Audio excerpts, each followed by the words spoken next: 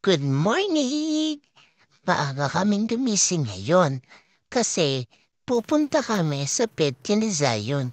Naka-schedule kasi siya ng rotavirus vaccine kaya kami maagang gumising.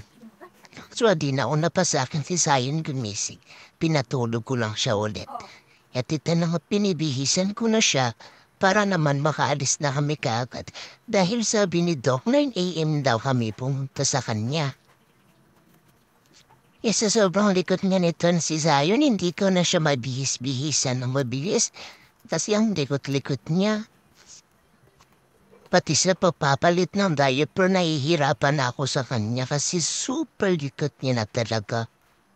Hindi ko na nga pala siya niligo nito, pinunasan ko lang muna siya kasi ang aga namin nagising at malamig pa. Baka ginawin si Zion. At ayan na nga, natapos ko na siyang bihisan at ako na may mag-prepare na ako ng mga dadalahin baka makalimutan pa. At yan na nga, nakapag-inom pa ako ng Milo. Ayan, at nandito na rin kami sa wakas na kotse, Charis. Sa tricycle lang muna. Palang araw magkakaroon din kami ng sasakyan. Sino ba naman ang hindi nangangarap ng sasakyan dahil sa sobrang init na yun, papamarapin mo talagang sumpay sa sasakyan. Kasi may aircon, hindi ka mapapagod, pagbaba mo fresh ka pa rin.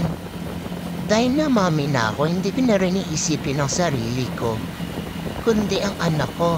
Kasi ayaw talaga namin mainitin ng baby namin, naawa kami sa kanya. At nandito na kami sa clinic ni Doc. Naghihintay na lang kami na dumating siya. Ayan, bye-bye!